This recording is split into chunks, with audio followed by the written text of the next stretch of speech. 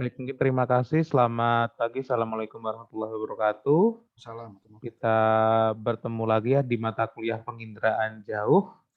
Kalau minggu kemarin kita sudah berdiskusi membahas terkait dengan penginderaan jauh secara umum seperti apa, konsep sistem dan pengertiannya. Nah, hari ini akan dilanjut oleh Pak Rian terkait dengan penginderaan jauh. Mungkin langsung mangga ke Pak Rian. Oke, terima kasih Mas Ulin dan Mas Mahadi. Assalamualaikum warahmatullahi wabarakatuh. Bismillahirrahmanirrahim. Sehat-sehat semua ya, dari mahasiswa. Nggak tahu kapan kita bisa berjumpa, saya kan kangen juga ke Lampung nih. Pandemi hampir 2 tahun nih saya nggak ke Lampung nih juga. Dulu hampir seminggu, 2 minggu sekali lah ke sana. 2 hari, hari 3 pulang juga. Baiklah, pada kesempatan ini saya masih dipercaya sama pihak ITERA, khususnya Geomatika itu, Prodi Geomatika, untuk memberikan mata kuliah, salah satunya penginderaan jauh pasif dan aktif. Kalau kodenya di sini GT 3125. Harusnya saya minggu kemarin ngisi, tapi berhubung saya masih masih ada urusan, kebetulan rekan saya tuh meninggal gara-gara COVID, jadi saya harus mengurus kerjaan-kerjaan yang masih tertunda dengan ininya. Jadi satu hal itulah. Jadi mohon adik-adik juga COVID nih sekarang masih tetap ada ya, bukannya hilang gitu juga itu. Juga untuk tetap jaga prokes lah untuk itu juga. Baiklah, untuk mempersingkat waktu, kalau nggak salah waktunya 1 jam 40 ya. Mudah-mudahan 1 jam 20 menit lah udah bisa. Ini kita nanti adakan diskusi juga. Saya dengar katanya nih diskusinya pada semangat semua nih juga. Wah, bagus untuk ini. Apakah sudah terlihat slide-nya? Sudah ya? Oke. Nama saya Rian Nurtiawan. Ini nomor HP saya, WA juga sini. Oke. Diberikan musik lah, biar pagi-pagi biar seger nih juga gitu. Pada bengong aja gitu, udah saya kasih musik dulu sedikit juga. Oke ya. Nanti one slide-nya sudah diberikan ke Mas Ulin, silakan nanti bisa di-download lah kalau dia dimasuk ke sistem ya. Oke. I'm going to talk to you today about the classification of remote sensing.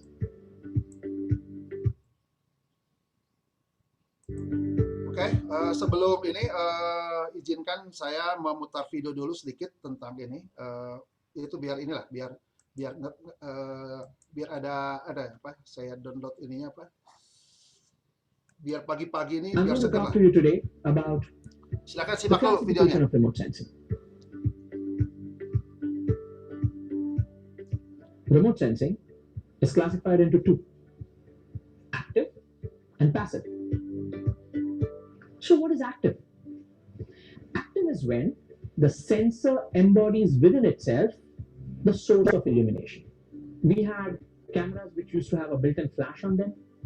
So the moment you click the picture, the flash would fire, the light from the flash would get reflected from the object, and the camera would record a picture. So in this case, the camera is also carrying the source of illumination.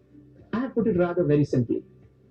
When it comes to sensu stricto active remote sensing, we understand active remote sensing as in radar, because when you have a satellite which is equipped with a radar transponder, it's sending out radar waves or radio waves which bounce off from the Earth's surface.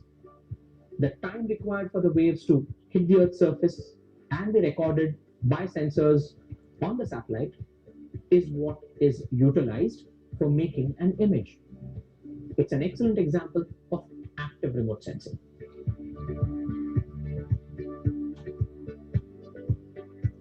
What's happening right now is remote sensing. There's a digital camera in front of me.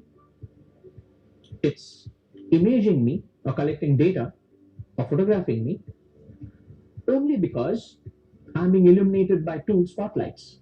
This is very similar to how sun illuminates the earth and reflectance from the earth's surface is collected by the satellite. So the sensor itself is not having a source of illuminating the ground surface or the object which it is imaging. The sun, earth, and satellite sensor example is a classic to understand passive remote sensing. It's passive because the sensor is not carrying its own source of energy. Just like right now, this standalone camera does not have its own illumination source. What I've just told you, in very simple terms, is the basic classification of the technology of remote sensing. So, with that, we've defined very precisely the two types of remote sensing. Thank you. Oke ya. Oke, sebelum dilanjut, tadi sedikit untuk ini ya, untuk apa? Biar nggak ngantuk lah. Oke, saya percayalah, Pak. Bahasanya lain kali pakai bahasa Inggris aja, Pak. Percayalah kalau orang juga. Oke, coba, Mbak Anggun, apa yang bisa ditangkap tadi dari tadi nih? Dari siapa? Orang India nih tadi, Pak Dokter siapa itu juga, Mister Dokter siapa? Apa yang bisa ditangkap dari ini juga? Itu sederhana sekali, saya ambil ini juga. Baru nanti setelah itu kita jelasin secara ini juga. Ya, Pak, izin menjawab. Yang saya tangkap itu, kalau remote sensing itu klasifikasinya ada yang aktif sama yang pasif ya, Pak. Betul. Kalau misalkan aktif itu, pokoknya dia tuh pas lagi, kan ada kamera, pas lagi dia ngejepret apa lasernya keluar itu, cahayanya keluar itu, nah itu tuh dia melakukan proses perekaman di situ, Pak.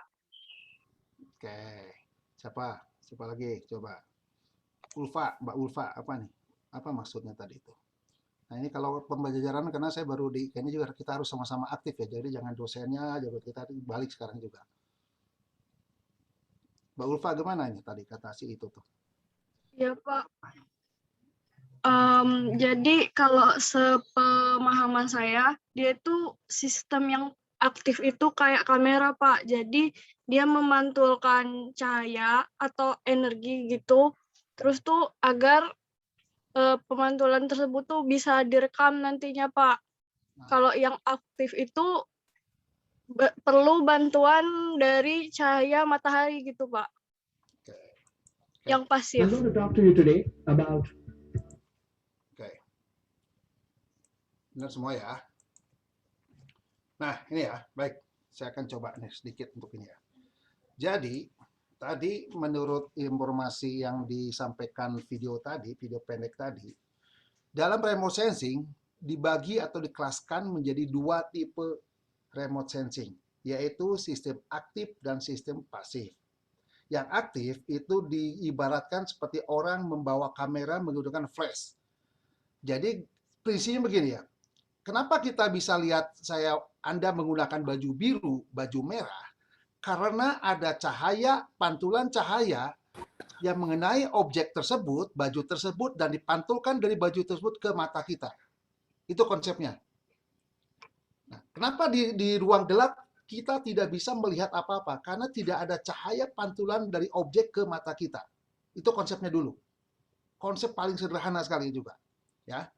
Jadi dari sini titik beratnya itu menitik beratkan sebetulnya tuh pada sumber energinya.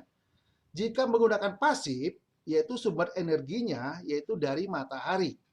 Dari matahari mengenai suatu objek di permukaan bumi seperti slide ini, ada matahari menyinari suatu objek di permukaan bumi, lalu pantulannya ditangkap oleh sensor. Ya, oleh sensor. Itu satelit ini juga. Nah, kalau tadi diibaratkan mata kita, ini juga. Sekarang mata kita ditempatkannya di sensor, itu juga di satelit, ini juga. Nah, ini. Ya, ilustrasi yang paling sederhana seperti ini. Nah, oke. Nah, bagaimana dengan yang sensor aktif? Nah, sensor aktif, dia membawa energi sendiri. Dari sensor satelitnya itu, mentransmitkan suatu gelombang ke permukaan bumi, lalu dari permukaan bumi atau objek di permukaan bumi dipantulkan kemari dan ditangkap oleh sensornya itu. Pak, sederhana sekali. Ya, konsepnya sederhana sekali. Namun nanti dalam memahami lebih dalam itu sangat kompleks sekali, terutama pada sensor aktif. Nah, mungkin kalau besok baru saya jelaskan tentang yang aktif. Sekarang di mata kuliah di GT 3125 ini saya akan fokus kepada bagaimana sensor pasif itu diaplikasikan. Oke. Nah ini, seperti ini. Ya, nih. Jadi dari matahari ada objek di permukaan bumi, contohnya ada rumah, ada pohon, ada vegetasi. Nah, lalu dipantulkan. Nah, pantulannya itu atau reflektansinya itu ditangkap sama sensor. Lalu dari sensor itu ditransmitkan langsung di downlink, istilahnya di downlink ke ground station. Adik-adik tahu kita punya ground station nggak? Indonesia punya ground station di bawah 8. Terletak di Parepare.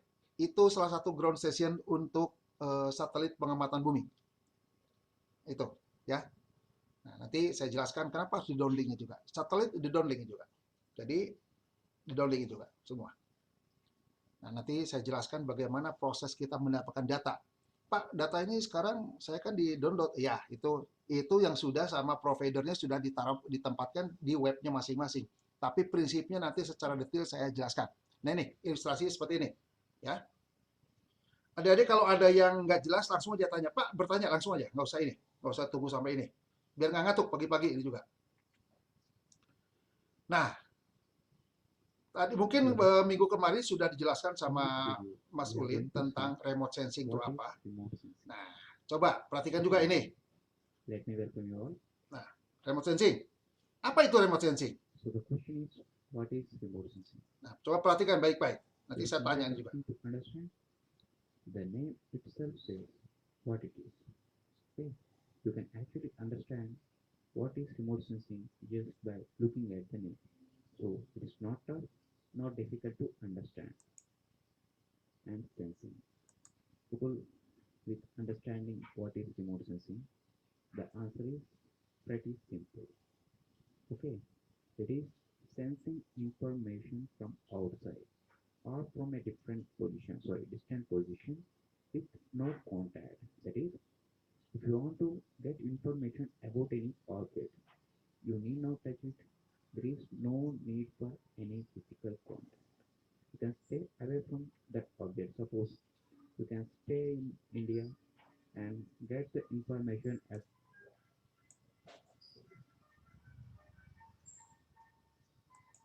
about an object that is located in France or Germany without looking at it without chance. So you are staying remote and are sensing information. That is nothing but remote sensing. That is, you are using remote sensing. Okay, the process is called remote sensing. Actually, do you know how your eyes are working? Do you know how your television is working? It's all remote sensing. So just try to understand how these two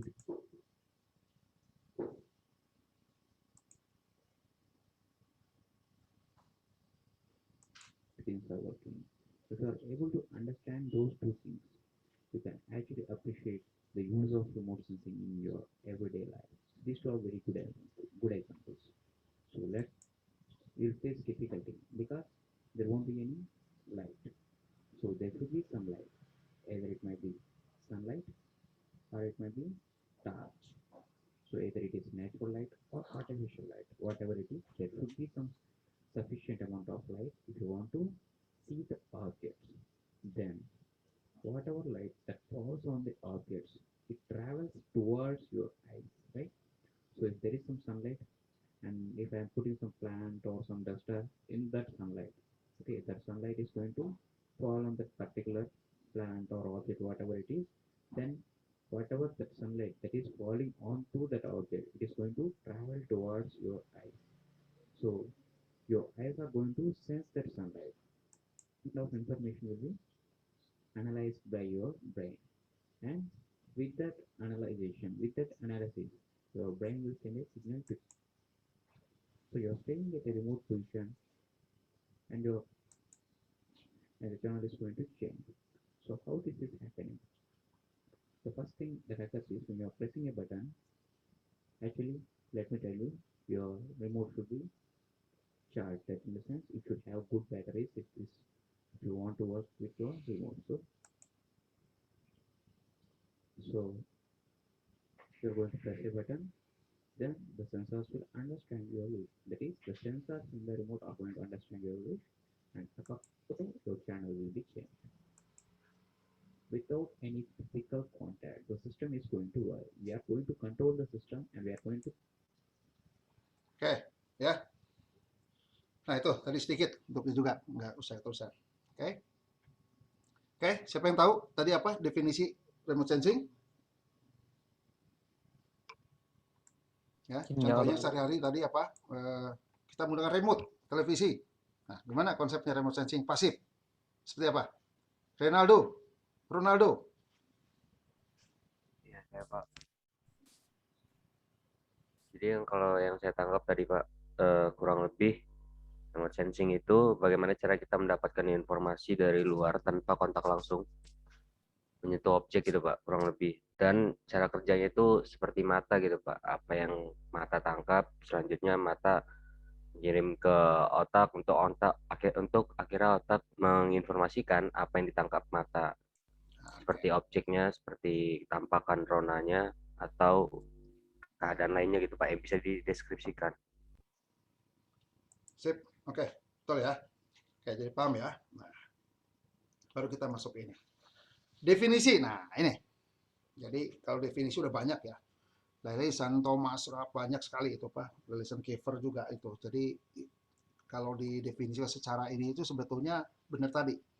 Mas Ronaldo tadi nyampaikan sebetulnya bagaimana kita mengamati suatu objek tanpa kontak langsung. Kalau definisi secara ini adalah ilmu dan seni untuk mendapat informasi suatu objek, area di permukaan bumi yang tanpa kontak langsung. Nah, tuh, ya. Oke, jadi ini ya untuk ini juga. Jadi ini definisinya remote sensing. Mungkin minggu kemarin sudah sama Mas Ulin seperti ini juga. Karena ini definisi ini penting sekali ya ini juga untuk dipahami karena untuk nanti untuk langkah selanjutnya kita memahami langkah-langkah selanjutnya. Nah ini proses pengumpulan data indrajat atau SIG sebagai masukan sistem informasi geografi. Ya, karena ujung-ujungnya kita nanti akan tetap aja nanti larinya sebetulnya salah satu masukan yang paling signifikan untuk proses dalam di sistem informasi geografis. Perhatikan ya, ada pengiriman jauh yang sebelah kiri ini. Ada di situ apa airborne, ada pemrosesan udara, ada pengukuran terestris. Ada SIM juga. Ada menggunakan penentuan posisi. Ada menggunakan scanner untuk digitizing. Ya, untuk ini tuh. Ada untuk bathymetry. Nah, ini. Nah, kita fokus di kuliah ini adalah pada pengiriman jauh. Terestrisnya ada, Anda juga udah mengikuti kuliah ini. Foto udara pun sama, maupun menggunakan di sini ya profiling imaging juga. Nah ini paling yang Anda nggak ngalamin inilah mendigitasi menggunakan meja digitizer. Anda sudah nggak ngalamin sekarang karena sekarang pada on skin digitasi. Kalau zaman dulu itu sebenarnya kita peta itu ditempelkan pada tabel yang sebetulnya digitizer. Kita mendigitasi. Mungkin kalau Mas Uli masa ngalamin juga gitu. Saya ngalamin dulu juga untuk itu juga. Sekarang nggak, di scan langsung directive masuk digitasi on screen. Ya. Lalu di sini diolah citra ini, diolah semua, terus untuk mendapatkan informasi spasial, baik ada informasi spasial tematik atau dalam bentuk data topografi, dibuat database-nya. Lalu nanti ini sebagai data masukan untuk proses selanjutnya dalam proses sistem informasi geografis. Nah ini yang nulis adalah Pak Bobi, dosen senior di ITB. Ini dia ahli waktu itu sebelum ada UEFI dia banyak mengembangkan di small format. Ya small format itu sama sebenarnya dengan UEFI dulunya juga. Dia sebenarnya lebih awal Pak Bobi udah mengembangkan itu juga. Nah ini adalah multi-stage dan multi-sensor survey system. Ya. Jadi di sini ada yang sebelah kiri ini adalah cakupan ke atas semakin lebar cakupannya. Di atas 200 km kali 200 km. Ya. Di sini ada yang menggunakan dari mulai satellite imagery sampai yang ke bawah, sampai yang videographic. ya. Yang ini adalah small format area fotografi. Di sini ada yang conventional area photo, radar imagery, airborne profile. Nanti kita juga belajar di radar imagery. Ini ya konsepnya, ya untuk yang juga. Jadi mulai ketinggiannya dari 100 sampai 750 meter, 400 sampai 250 sampai di atas 250 km. Satelit itu rata-rata 600 sampai 700 km dari permukaan bumi. Ya ini ya. Ini bagus sekali ilustrasinya. Ini juga yang diambil saya dari Pak Bobi ini juga. Ya, jadi tahapan-tahapan mapping di ini jadi menggunakan ini ya. Jadi ada dari mulai paling bawah sampai yang paling tinggi. Oke. Sedikit ini menjelaskan tentang sejarah pengiraan jauh. Berdasarkan silabus kita harus menjelaskan tentang apa sejarah pengiraan jauh. Jadi tahun 1860 pemotretan yang sukses dilakukan dari Captain's Ballon ya. Militer pertama kali menggunakan foto udara ketika Perang Sipil Amerika. Jadi mereka sudah mengaplikasikan remote sensing tahun 1860. Lalu pada tahun 1900 teknologi fotografi berkembang dengan ditemukan kamera lebih kecil, lensa lebih cepat, dan film. Tahun 1909. Lalu pada tahun 1918 dapat diproduksi foto udara sebanyak 56.000 print dalam waktu 4 hari. Nah, udah mulai produksi. Sampai tahun 1970 teknologi radar mulai digunakan untuk keperluan sipil. Nah, jadi teknologi radar tuh pada tahun 1970 diaplikasikan untuk sipil. Oke.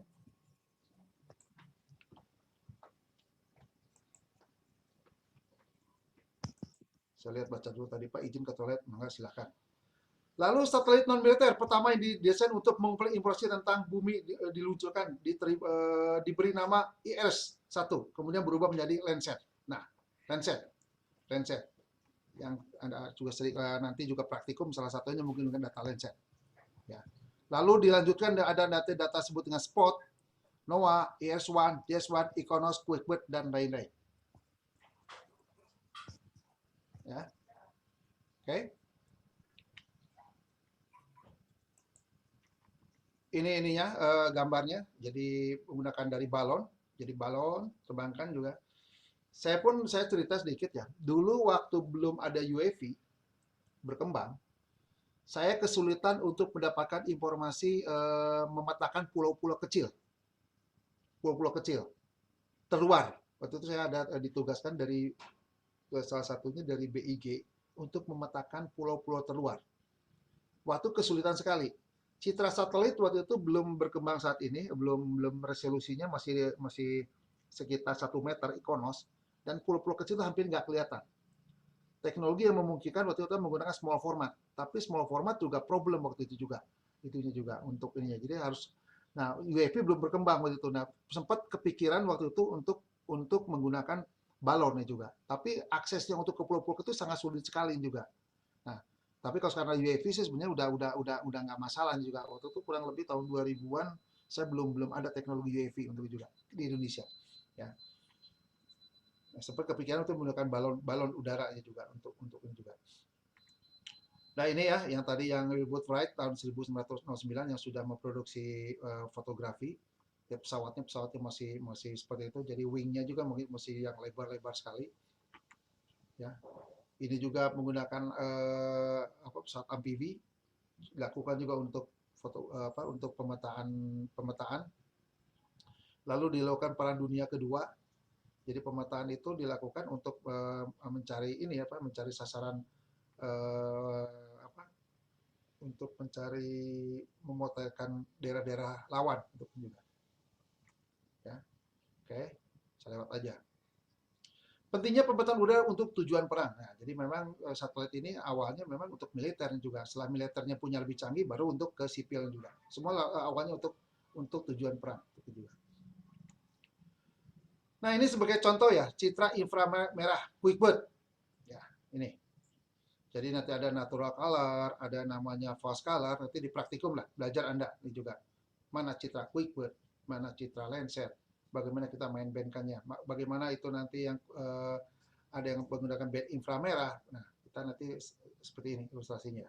Pak, kok nantinya warnanya merah? Nanti saya jelaskan di kuliah selanjutnya. Kenapa kita kapan saat kita menggunakan false color, kapan kita menggunakan true color. Nih. Ini kada kuliah perdana, kita lihat aja dulunya juga. Nah, ini ya. Jadi ini nanti kita mengklasifikasikan juga sama. Warna merah tua ini apa, warna hijau apa. Nanti ada bagiannya untuk image processing. Mengklasifikasikan. Banyak teknik-teknik klasifikasikan.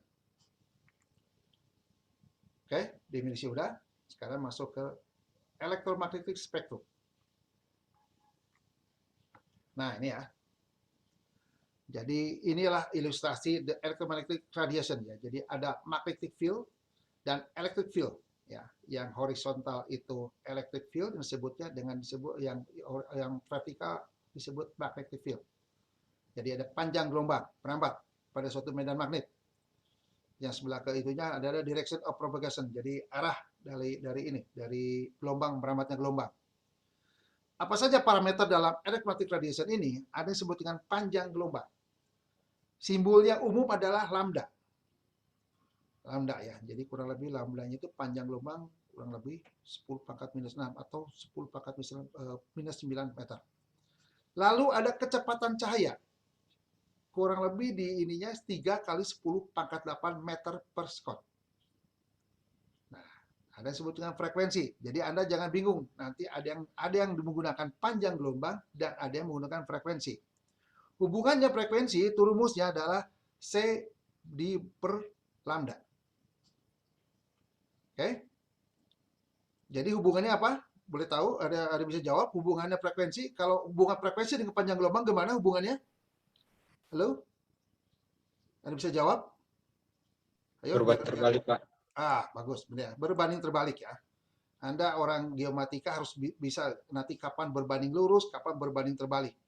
Saya pernah nguji salah satu mahasiswa ditanya, apa hubungan frekuensi? Nggak bisa jawab. Ini berbanding terbalik. Ya. Artinya apa?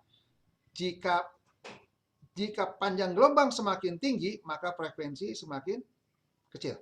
Ya. Tuh. Pak, itu kan ini sederhana. Ya, kadang-kadang yang sederhana itu saat lagi aplikasi nanti penerapannya bingung. Nah, ini ya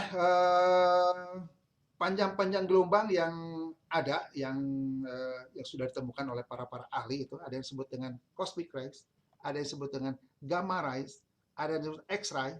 X-ray itu adalah biasa kita untuk pakai ronsen, ya, X-ray. Nah, ada yang disebut dengan nanti visible. Nah, gelombang visible itu ya, visible light. Nah, nanti kita lihat ada ultraviolet, ada blue, green, red, near infrared. Nah, ini gelombang-gelombang yang saat ini kita akan menggunakan visible light. Ya, di sini kita menggunakan panjang gelombangnya antara 0,4 sampai 0,7 mikrometer. Ya. Ada yang disebut dengan thermal infrared. Ya. Nah, nanti kita disebut dengan microwave. Nah, ini nanti kuliah selanjutnya. Gelombang-gelombang dipakai di antara sekian juga. Untuk apa kita bisa panjang gelombang? Panjang gelombang itu nanti berhubungan salah satu sama sensitivitas terhadap atmosfer atau sensitivitas terhadap awan. Kapan kita menggunakan optik, kapan menggunakan radar, juga ini tergantung daripada nanti panjang gelombang yang kita gunakan. Penting sekali panjang gelombang kita gunakan juga. Nanti disebut dengan gelombang radio. Ya, gelombang juga. Oke. Ini the electromagnetic spectrum. 3 jenis atau 3 tipe dari remote sensing. Nah, ini ya. Yang paling atas itu sumber radiasi. Yang tengahnya itu menggambarkan spectral radiance. Lalu yang bawah yang tadi disampaikan electromagnetic spectrum. Ya. Jadi di sini ada matahari yang tadi dijelaskan sama awal baik video maupun itu yang saya jelaskan tuh ada matahari memancarkan suatu gelombang cahaya kepada permukaan bumi lalu dipantulkan, ditangkap sama sensor. Ya. Oke. Nah, ini menggunakan panjang gelombangnya kurang lebih ultraviolet sampai visible. Ini. Oke. Lalu ada yang disebut dengan thermal radiation, ya ini juga. Nah ini thermal. Nah kalau Anda nanti menggunakan lenset itu ada mempunyai band thermal. Nah ini adalah untuk pengukuran suhu. Biasanya lens survei temperatur menggunakan band thermal ini. Lalu bagian yang sebelah kanan nanti di kuliah selanjutnya. Mungkin di semester depan atau saya nggak tahu Anda itu. Jadi kita kuliah di pengindaan jauh aktif. Ya. Nih. Oke, jadi ini bagus sekali ini ilustrasinya seperti ini. Oke. Nah, ini juga lebih dijelaskan lagi. Jadi ada matahari menyinari suatu objek di permukaan bumi. Lalu ini efek dari objek ini juga, lalu dipantulkan. Nah, kalau thermal infrared ini emissionnya, jadi tingkat ID-nya dia langsung ditangkap oleh sensor juga. Nah, ini berbeda dengan aktif. Aktif itu mentransmitkan suatu gelombang di permukaan bumi lalu ditangkap kembali oleh sensor ini. Nah, ini nanti istilah disebut dengan backscatter radiation. Jadi 3 tipe yang satu menggunakan disebut dengan sun radiation, yang satu menggunakan emission thermal infrared, yang disebut dengan satu backscatter radiation. Ya. Nah, jadi begitu target itu ada yang mempengaruhi di target itu sendiri. Pertama, spasial externnya. Lalu bagaimana bentuk struktur geometriknya. Lalu optical property dari cover itu sendiri, ya. Lalu optical properties dari soilnya juga. Jadi sifat-sifat dari yang covernya ini yang menutupi objek di permukaan bumi seperti apa.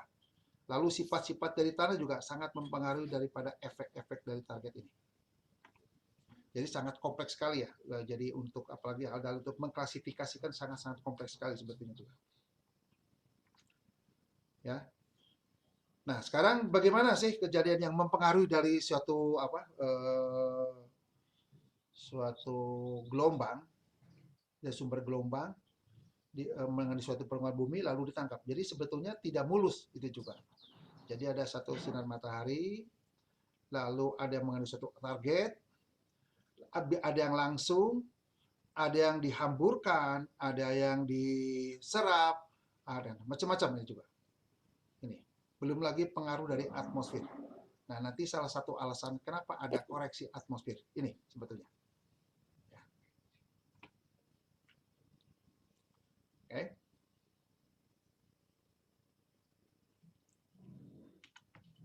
Nah. Perhatikan gambar di atas ya, sebelah ini ya. Ini adalah efek yang berbeda dari berbagai komponen atmosfer pada radiasi matahari. Jadi perjalanannya sinar matahari ke permukaan bumi itu banyak noise-nya, banyak hambatan-hambatannya. Nah, mungkin kemarin sudah ada disebut dengan diffuse rays yang dipengaruhi oleh molekul-molekul.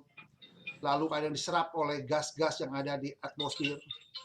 Lalu ada disebut dengan mi-diffuse yang dipengaruhi oleh aerosol. Komponen ini akan mempengaruhi transmisi radiasi matahari dalam proporsi yang berbeda sesuai dengan panjang gelombangnya. Akuisisi data penilaian jauh terbatas pada wilayah spektrum di mana atmosfer tidak menghalangi energinya itu sendiri. Jadi ini ya. Nah, jadi wilayah ini apa disebut dengan jendela atmosfer. Jadi jendela atmosfer itu adalah suatu daerah gelombang yang tidak dipengaruhi oleh adanya pengaruh-pengaruh ini. Ada pengaruh, ada diffuse, ini ada absorption, ada macam-macamnya juga, ya. Jadi istilah itu adalah suatu gelombang yang tidak dipengaruhi oleh disebut dengan jendela atmosfer atau atmosphere window.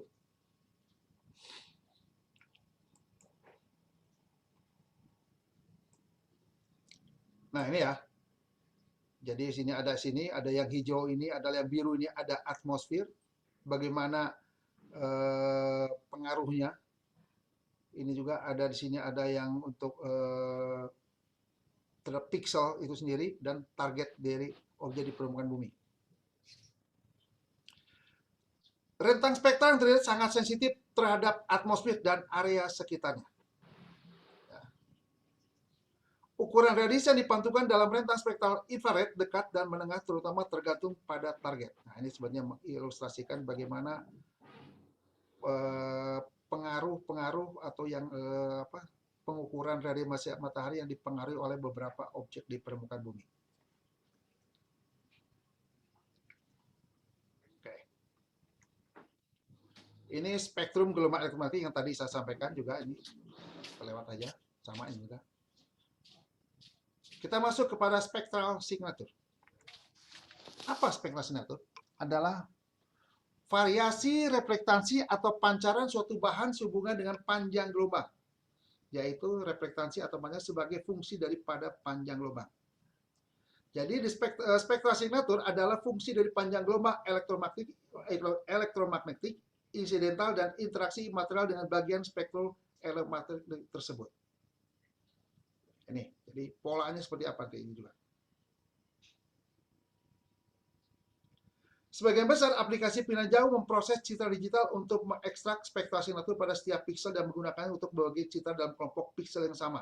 Segmentasi, jadi nanti arahnya ke segmentasi dengan menggunakan pendekatan yang berbeda. Ya, ini juga. Pola respons spektral. Dengan pengukuran energi yang dipantulkan atau dipancarkan oleh target di permukaan bumi, maka dapat dibuat respons spektral target tersebut. Responnya seperti apa? Nah, ini grafik sebelah kiri. Yang sumbu X merupakan panjang gelombang, sumbu Y-nya merupakan persentase reflektasi. Nah, pada air itu sensitif itu pada panjang gelombang antara 0,4 sampai 0,7. Nah, selanjutnya dia tidak punya sensitivitas terhadap ini juga. Nah, ini. Bagaimana vegetasi? Nah, vegetasi polanya dia. Pada panjang gelombang 0,4, nah, reflektasi kurang lebih 9. Naik sini juga. Nah, pada panjang gelombang 0,8, ini tinggi sekali juga. Nah, nanti ini ada urusannya sama kita itu adalah band apa yang dipakai untuk aplikasi jika kita mau monitoring vegetasi air. Nah, ini. Dengan membandingkan pola respon dari beberapa target berbeda, maka dapat diidentifikasikan karakteristik masing-masing target. Sebagai contoh, air dan vegetasi atau tumbuh-tumbuhan kemungkinan memiliki sifat pantulan mirip pada rentang cahaya tampak, tetapi akan sangat berbeda pada rentang gelombang infrared. Nah, ini. Nanti pada infrared kita gunakan ini. Nah, kenapa kita nanti Landsat, suatu praktikum ada menggunakan kombinasi band 542. Nah, ini sebenarnya. Nah, untuk vegetasi. Untuk geologi, beda lagi, 432. Nah, ini. Sebenarnya dari pola respons spektralnya kita pelajarin juga. Respons spektral bisa bervariasi bahkan pada target yang sama waktu dan lokasi. Untuk itu perlu mengetahui dan memahami karakter spektral suatu target sehingga dapat melakukan koreksi-koreksi terhadapnya. Nah, ini ya. Ini pola respons spektral dari citra satelit. Saya tahu ini ITERA juga geodesi, geometria ITERA mempunyai alat spektrometer. Nah, nanti biasanya dibikin korelasi antara pola spektral yang menggunakan secara direct ke lapangan, menggunakan spektral radiometer dengan ini. Kita bikin ini juga. Nah, ini nanti kita dikoreksi ini juga. Kita bikin polanya seperti ini. Sudah ada yang kemarin meneliti ini ya, menggunakan spektral radiometer, sudah ada ini juga. Sekarang bagaimana sinar matahari berinteraksi dengan atmosfer? Sebelum radiasi mencapai permukaan bumi, di atmosfer radiasi mengalami gangguan atau noise, atau berinteraksi dengan keadaan atmosfer. Partikel dan gas-gas di atmosfer dapat mempengaruhi proses radiasi. Efek ini disebabkan oleh mekanisme scattering dan absorption. Ini gambarnya sebelah kiri, ya. Ini. Jadi nggak bisa langsung juga. Jadi ada yang dipantulkan, ada yang diserap. Scattering terjadi ketika partikel atau gas molekul berukuran besar terdapat pada atmosfer berinteraksi dengannya dan menyebabkan radiasi elektromagnetik dihamburkan. Scattering dihamburkan. Bagaimana dengan absorption? Merupakan mekanisme lainnya yang terjadi saat radiasi elektromagnetik berinteraksi dengan atmosfer. Tidak seperti scattering, fenomena ini menyebabkan molekul-molekul pada atmosfer menyerap energi pada panjang gelombang bervariasi. ozon, karbon dioksida, dan fosfor adalah 3 jenis utama materi yang menyerap radiasi. Diserap ini. Ini. Jadi banyak gangguan di atmosfer juga. Ada yang ditahan, ada yang diserap, ada yang dipantulkan. Interaksi radiasi dan target objek. Ada A. Ya. Sini. Ada B, lalu ada C, ini juga di situ.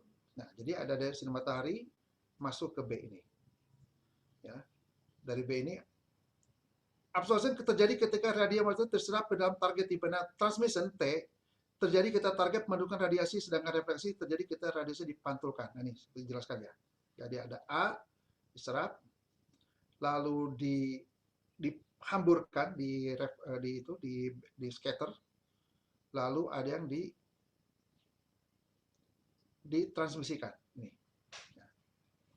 Nah, ini tadi urutan-urutannya ada sinar matahari mengenai suatu permukaan bumi, lalu ada yang diserap. Ini yang C ini diserap seperti ini, ya. Ada yang diserap, ada transmisi, ada refleksi, lalu dipantulkan kembali, tangkap oleh sensor. Dari sensor ini lalu di downlink ke ground station, lalu diproses, di pra-processing di ground station, lalu diberikan kepada pengguna. Nih konsep dasarnya.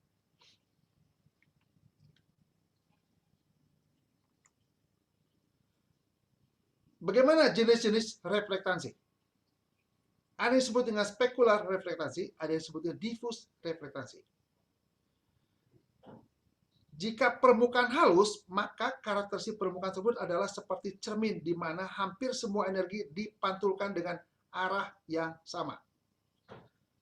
Sedangkan diffuse reflection terjadi jika permukaannya kasar, di mana energi dipantulkan secara merata ke semua arah.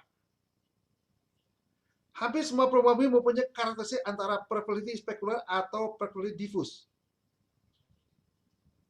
Apakah target tertentu memantulkan secara spekular atau diffuse tergantung pada sifat permukaan itu sendiri, surface roughness, dan perbandingannya dengan panjang gelombang radiasi datang. Jika panjang gelombang jauh lebih kecil daripada variasi permukaan, ukuran partikel pembentuk permukaan tersebut, maka pantulan diffuse yang akan dominan. Ya. Sebagai contoh, ya, fine grain percent akan tampak agak halus pada gelombang berikut, tetapi agak kasar pada gelombang cahaya tampak. Nah, itu pun sama ya. Jadi kenampakan itu tergantung dengan panjang gelombang.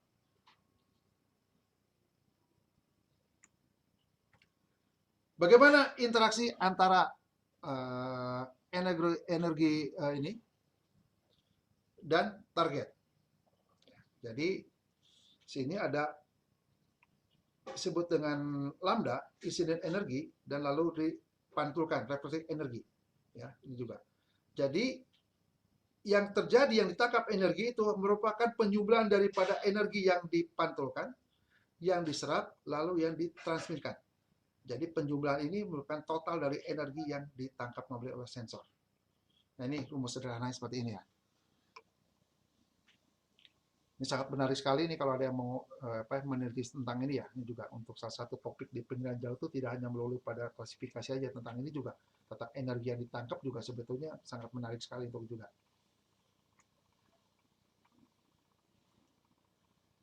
Ini ya, ini spectral signature adalah suatu sesuai dengan grafik sebagai fungsi di panjang gelombang ya. Jadi ini ya. Gambar di samping ini menunjukkan ciri khas spektral untuk beberapa tipe dasar fitur bumi, seperti air, salju, vegetasi, disebut dengan bare soil itu tanah gundul. Perhatikan betapa berbedanya kurva untuk setiap fitur ini. Bahkan jika pantulan masing-masing fitur sangat bervariasi di atas dan di bagi rata-rata. Ya. Jadi ini merupakan ini ya. Jadi perhatikan ini juga ya. Jadi panjang gelombang mencirikan bagaimana variasi reflektansinya. Ya. Jadi kalau pada dry bare soil, jadi pada tanah terbuka kering itu juga, dia akan semakin panjang gelombang, dia akan semakin reflektasinya semakin tinggi. Nah, berbeda dengan air. Air itu menggunakan panjang gelombang pendek, namun dia akan menggunakan panjang gelombang lebih panjang, dia akan lemah reflektasinya. Makanya panjang, kalau lihat Anda nanti band itu, band biru itu sangat digunakan untuk monitor air itu juga. Nanti Anda praktikum lah. Jadi tahu namanya band-band itu kita bermain-main itu juga. Bukan itu. Ini pun sama ya, tentang itu panjang gelombang untuk ini. Nah, ini. Jadi ini pun temporal ya. Jadi sangat bervariasi sekali nanti kita juga belajar juga tentang temporal ya. Jadi ini ada 10 data spot yang diakuisisi pada tanggal yang berbeda. Pada bulan tanggal 6 bulan 2 tahun 87, bulan 5 terus di monitoringnya juga. Nah, polanya berbeda-beda. Jadi ingat. Jadi akuisisi pun waktu itu sangat berpengaruh kepada pola atau respon dari spektra itu sendiri. Nah, makanya kalau mau itu tuh harus perhatikan juga. Kenapa di citra satelit harus dicantumkan tanggal akuisisinya. Nah, karena musim pun sangat berpengaruh kepada pola dari spektralnya juga. Lanjut. Misalkan saya cantumkan.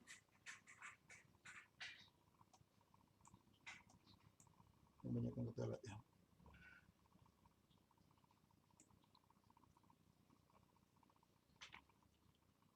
Satellite imaging. Nih ya. Jadi remote sensing platform. Pada ketinggian 100 sampai 1000. Nah, menggunakan low altitude, menggunakan helikopter. Pada 1200 sampai 3500. Nah, menggunakan airship atau middle altitude plane. Pesawat kayak Bu Susi itu, kurang lebih. Ya.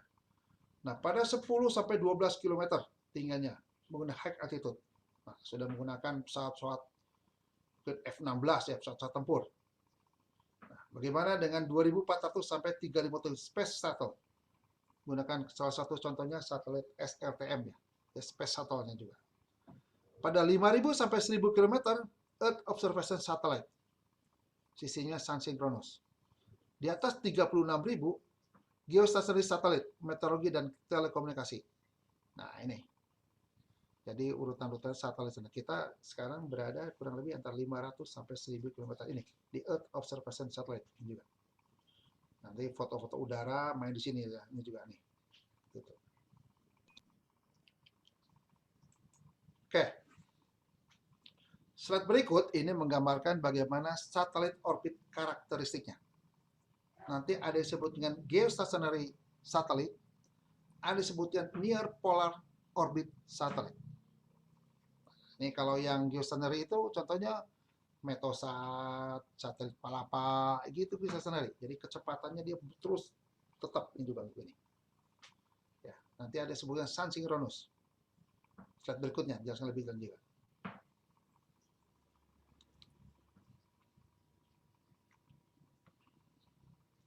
Ini standar satelit organisasi, ya. Jadi ada yang saya jadi jelaskan tadi, ada satelit di sini, ya. Jadi ada kontrol. Jadi satelit itu ada pengontrolnya. Jadi satelit diluncurkan dia ada pengontrolnya. Kadang-kadang satelit itu ada miring, ada itu karena itu, terus ada kecepatan. Nah ini dikontrol di sini, dikoreksi kontrol di sini, semua dikontrol. Lalu satelit mengakuisisi ini di permukaan bumi, di downlink ke ground station. Diterima, lalu di pre-processing di sini. Nah, nanti kita lihat nanti, makanya Anda kalau di Landsat nanti ada level. Ada TOA, ada level 1A, 1B, 1B udah terkoreksi. Nah, ini di pre-processing. Lalu diarahkan ke user. Ya, final user sini. Nah, syukur-syukur Anda bisa nanti ada mau praktek di lapangan di mana nih bisa untuk ini. Kita lihat di sini. Oke.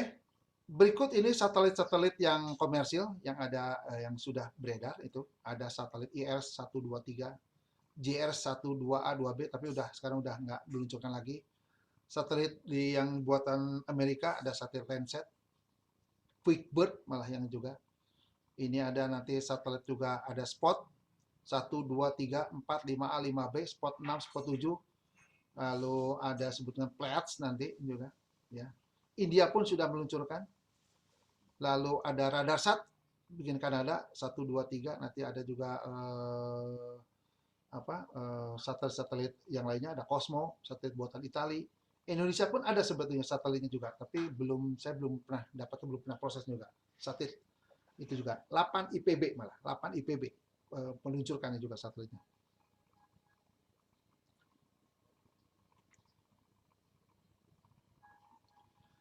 Lalu berikutnya ini adalah bagaimana struktur satelit IMAT dan produk-produknya. Nah ini ya, ini saya ambil contoh dari satelit Spot ya, Spot ini juga. Jadi sini nanti ada baris kolom, line koordinat dan kolom koordinat, digital number. Nah ini nanti berhubungan sama resolusi radiometrik. Ini menggunakan 8 bit, jadi warnanya 0 sampai 255. Nah ini, ya ini juga. Sama ini ada red, green, blue. Ya, jadi red, green, blue ini juga. Satelitnya juga. Ini jadi ada kolom baris juga. Nah, jadi sebetulnya ini kalau Anda melakukan nanti buka citra satelit yang belum berkoordinat, ini hanya P dan L aja ini juga. Baris dan kolom aja ini juga. Nah, tugas kita nanti melakukan apa disebut koreksi geometrik. Bagaimana memposisikan kembali citra satelit ini di permukaan bumi sesuai dengan koordinat setempat. Nah ini, nanti yang tadi dijelaskan tentang radiasi, absorpsi segala macam, itu berhubungan sama koreksi radiometrik dan atmosfer. Ini berhubungan sekali nanti dengan hubungan bagaimana, kenapa kita melakukan koreksi geometrik. Dalam citra satelit, nanti ada disebut dengan raw satellite image, ya. Jadi data-data mentah. Ya. Nah, biasanya Anda coba perhatikan nanti ya, di data Landsat maupun nanti Anda melakukan data open source, itu tolong perhatikan levelnya ya. Ada beberapa level radiogeometrik dan geometrik pre-processing level. Nah, ini juga. Di Landsat sama ya, nanti ada, kalau dulu namanya tuh Landsat itu ada level 1G, level 1G, apa gitu, 2-an juga. Nah, ini sebetulnya menandakan levelnya juga. Tiap citra satelit berbeda nama levelnya juga. Yang jelas dia mempunyai hierarki untuk hierarki dari radiometrik maupun geometrik level ini juga. Nah, ini juga. Jangan sampai salah pilih. Begitu Anda menggunakan data nanti data Landsat, levelnya sudah terkoreksi geometrik. Deskripsi Anda menulis nanti melakukan koreksi geometrik lagi. Nah, ini juga dipertanyakan untuk apa levelnya juga. Nah, ini level mempengaruhi juga untuk ini ya, untuk pemrosesan lebih lanjut. Nah, ini ya nilai tambahan atau ya produk dari itu tuh ada untuk NOAA untuk bisa melakukan vegetasi, Spot juga untuk ekstrak digital elevation model, untuk peta citra, untuk land use map dan lain-lainnya. Ya, jadi produk-produknya ada produk tambahan dari mereka juga menyediakan peta vegetasi, peta DEM, peta image dan lain-lainnya. Ini contoh kalau di Spot ini ada level 1A ya. 1A itu level yang raw data sekali. Nah, radiometric koreksi sudah dilakukan, tapi hanya detektor equalization. Nah, bagi saya lebih senang level itu level yang paling rendah, level 1A. Karena belum ada campur tangan pre-processing juga. Nah, biasanya di level berikutnya ada level 1B. Ini di Spot ya, di Spot otomatis pakai 1A, 1B, 2A, tapi di data-data lain berbeda nama-nama jenisnya juga. Level 1B. Jadi level 1A ditambah geometric correction. Nah, sudah mulai ada geometric correction. Hanya ininya menggunakan satelit masih koordinat satelit masih global. Jadi namanya ininya masih penyimpangannya masih tinggi level 1B. Nah, berbeda dengan yang level 2A. Sudah mulai dia. 2A sudah diproyeksikan. Sudah pada bidang datar. Tapi tanpa ground control point. Nah, lalu kalau kita menggunakan level 2B, kita memberikan ground control point kepada pihak mereka. Mereka memproseskan. Lalu disebut dengan level ortho. Nah, ortho itu udah menggunakan koreksi 3 dimensi. Menggunakan data DEM. Nah, nih beberapa level. Anda mungkin sekarang saat ini barangkali belum melakukan akuisisi data berbayar, tapi karena saat ini banyak yang beberapa data udah open source. Nah, ini level-level ini, tapi tolong perhatikan juga nih juga. Untuk ini juga level berapa Anda lakukan, baca di itunya juga. Contohnya di Sentinel, saya tanya nanti berapa, pakai level apa, ada level A, level B. Nah, tolong itu kejelaskan. Kapan saatnya kita menggunakan level 1A, 1B ini juga. Oke, ini data-data yang ini belum diupdate, sebenarnya masih sekarang ada data-data terbaru yang juga ada QuickBird. Ada QuickBird bahkan sekarang resolusi sampai 0,3 meter. Ada Iconos, ada OrbView 3, ada Spot 5, Spot sampai Spot sekarang Spot 7, dan ada TerraAster, ada Modis, dan lain-lainnya. Banyak sekali. Belum Sentinel 1, 2, 3, bahkan Sentinel 5 pun ada sekarang juga. Landsat nanti akan meluncurkan Landsat 9. Nah ini, mudah-mudahan Anda bisa ini ya. Begitu ada Landsat 9 luncurkan, itu open source. Nah, lakukanlah riset Anda Landsat 9 juga. Itu sesuatu yang baru juga. Kalau saya udah lucu tapi masih sekarang masih tahap uji cobanya juga mungkin. Oke. Mungkin tadi tanya buat apa Pak monitor? Nah ini. Jadi kalau dulu penghinaan jauh itu kayak dewa ya, jadi bisa segalanya. Monitoring dan penilaian lingkungan, pertumbuhan kota. Nah ini saya barusan ngebimbing juga pertumbuhan kota untuk data ini, data Landsat ada juga, udah lulus ini juga, DAVA ini juga, namanya DAVA ini juga. Ini kemarin menggunakan pertumbuhan kota. Monitoring dan deteksi perubahan global. Nah, ini perubahan global, penipisan lapis ozon, deforestasi, pemanasan, saya belum ini juga ya. Pertanian, nah ini kondisi prediksi pertanian, erosi tanah. Eksplorasi sumber daya tidak bisa diperbarui, eksplorasi macam-macam. Pemetaan topografi, tata guna lahan, rekayasa. Langsung untuk monitoring ini kebencanaan. Nah, udah. Jadi ITERA tuh udah banyak sekali aplikasi yang dilakukan ya juga. Kayak untuk oil spill, untuk ini apa? Untuk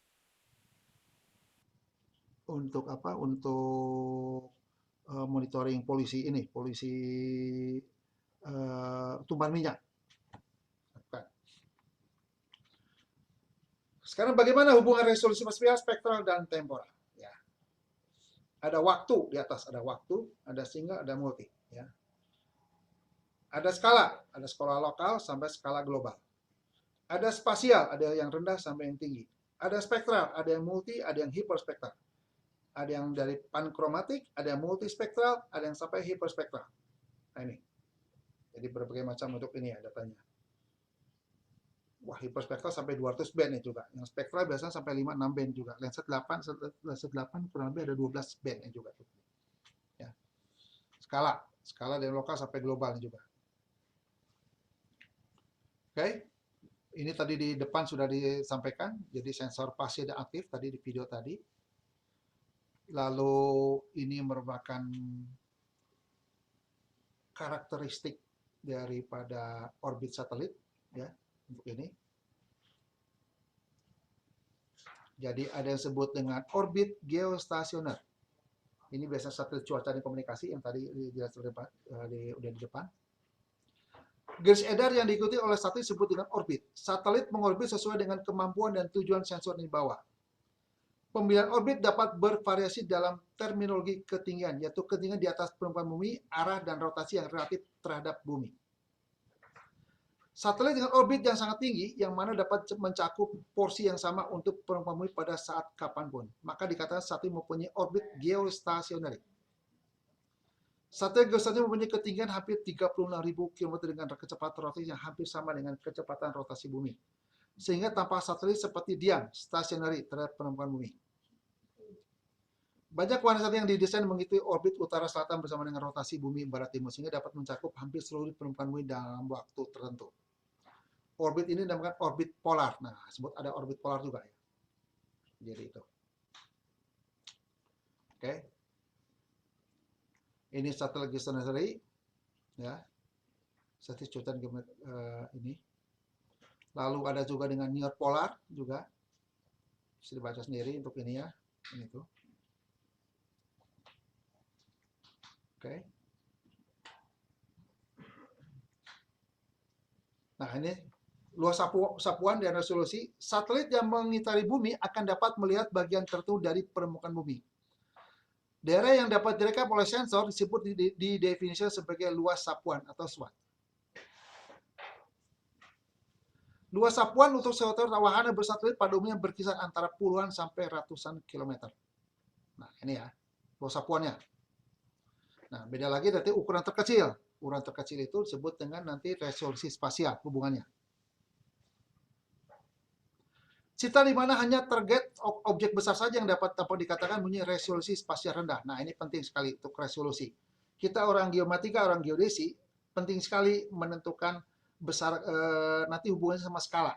Skala berapa yang yang sesuai dengan citra satelit. Jangan sampai Anda nanti, Pak, saya mau memetakan satelit Landsat, skalanya berapa? 25.000. Anda diketawakan. Karena tidak sesuai dengan resolusi spasial yang dipunyai. Nanti ada kuliah berikutnya ada di bagaimana cara menghitung hubungan antara resolusi spasial dengan skala yang dihasilkan. Nah, ini ya. Jadi perhatikan ya. Jadi satelit itu, nah saya jadi cerita sekarang. Satelit itu saat mengitari mengakuisisi objek di permukaan bumi, dia mengambil contoh Landsat. Hari ini dia mengambil data dari Indonesia, ambil data. Nah, ambil data itu dia direkam, dia punya rekam sama seperti HP Anda. Dia punya memori di sensornya itu. Dan memori itu ada keterbatasannya, nggak mungkin setiap hari dia dalam kurang lebih, kalau satelit itu kurang lebih 5-7 tahun ya, dia punya umurnya. Nggak mungkin dalam setiap hari mengakuisisi data itu disimpan terus di dalam memori satelit, nggak mungkin. Sama seperti Anda selfie, kadang-kadang Anda langsung di backup juga. Nah, satelit saat merekam suatu objek di permukaan bumi, contohnya di Indonesia, Anda melewati Indonesia sekarang. Nah, nanti pada suatu saat tertentu ada ground station itu di downlink itunya, di download itunya, dikosongkan lagi memorinya. Nah, makanya di bawahnya ada ground station ini juga. Indonesia kalau nggak salah, Indonesia itu yang punya ground station-nya itu letaknya tetap di Parepare, tapi tidak setiap semua satelit dia bisa punya ground station-nya. Ya saya tahu tuh spot 67 punya, 8 punya ground station-nya. Contohnya spot. Saat mereka di Indonesia, begitu sebelum meningkat Indonesia, dia langsung di downlink di 8 itu, ke 8 yang ada di Parepare.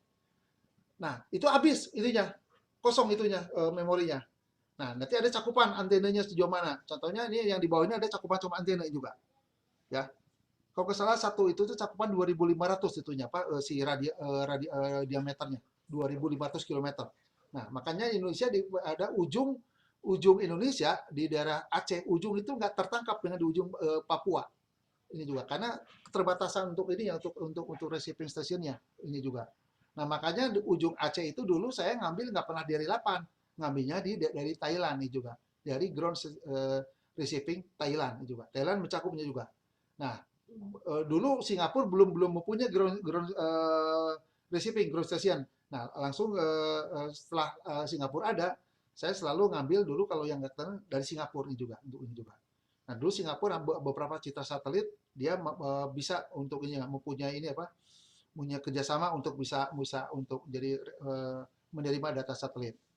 Nah, itu sebetulnya kenapa 8 nggak semua? Nah, itu kan sebetulnya cukup mahal untuk sama dengan inilah. Anda kalau mau langganan parabola, nah pakai decoder. Nah, tidak setiap orang tetangga bisa untuk ini juga. Nah, begitu Anda bikin parabolanya, Anda mendaftarkan, Anda dikasih aksesnya. Nah, sama dengan seperti itulah ininya, kurang lebih seperti itu. Nah, dulu, saya nggak tahu sekarang 8 perkembangan atau apakah Landsat 8 kemarin bisa atau nggak, kalau nggak salah belum bisa juga Landsat 8 juga ini juga. Yang saya tahu tuh Spot 617 juga. Karena waktu itu saya terlibat untuk ini apa, untuk pemasangan ini apa, pemasangan antena di ininya, di Parepare-nya untuk ini juga. Landsat 6 apa Spot 6 Spot 7-nya juga. Ya, seperti itu juga. Nah, ini jadi ini juga. Jadi satelit ini tuh selalu kosong juga. Sama semua satelit juga. Nah, tergantung mana ground receiving-nya yang mau nerima juga. Nah, biasanya Thailand, Singapura, hampir semua citra satelit dia mau. QuickBird, Pleiades, semua dia mau nerima untuk ini juga. Nah, ini panggilan jauh yang tadi udah saya sampaikan ya. Ini juga ini sedikit aja nanti dijelaskan di aktif seperti apa juga ini juga ya. Jadi mikro ini juga untuk ini. Ini ilustrasi lihat yang sebelah kiri nih, yang merah. Ini dia mentransmisikan, gelombangnya tangkap. Nah, ini hijaunya tuh. Ini animasinya bagus untuk ini tuh. Ya. Sisi berada berwarna pesawat dan satelit. Nah ini ya, pesawat. Ini. Pesawat, ada ini satelit. Jadi saya informasikan juga ke adik-adik mahasiswa nih, salah satu aset bangsa yang pembuat satelit, bahkan itu juga yang pembuat sensornya adalah putra terbaik Indonesia, Pak Josepan. Itu ahli radar, itu satelitnya juga. Dia mengembangkan sirkular polarisasi. Itu luar biasa nih juga itu. Jadi kita berbangga juga gitu, orang kita juga bisa mampu membuat itu, membuat sensor sendiri juga. Nah, nanti lakukan interpretasi dan analisis citra ya, seperti ini.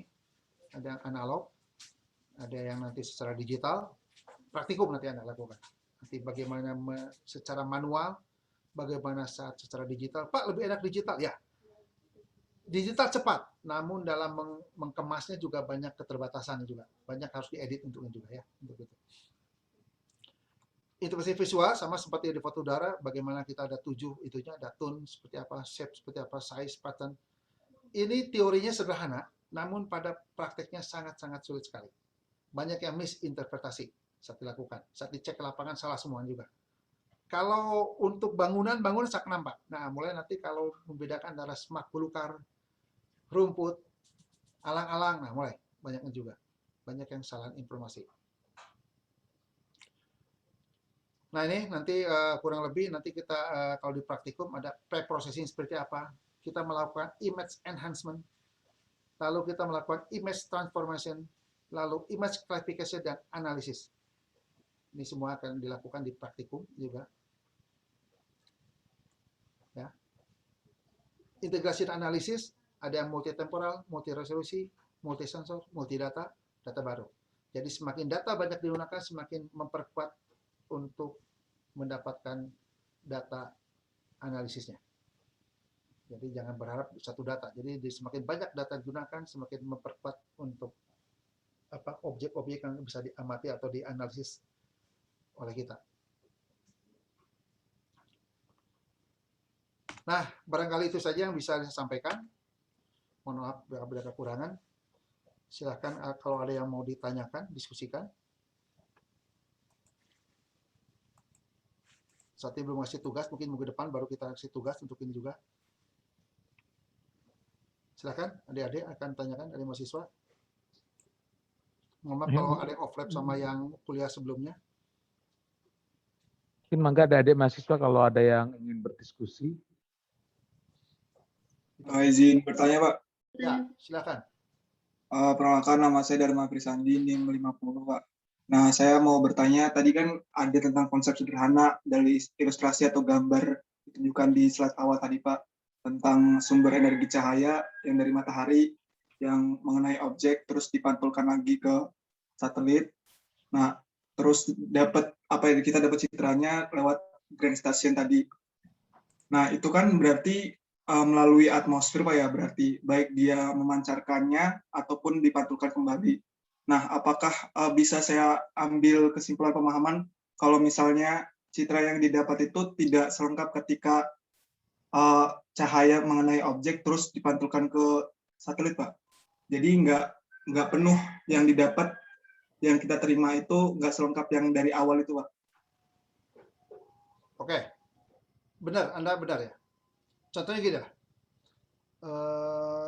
radiasi matahari ya, atau sinar matahari memancarkan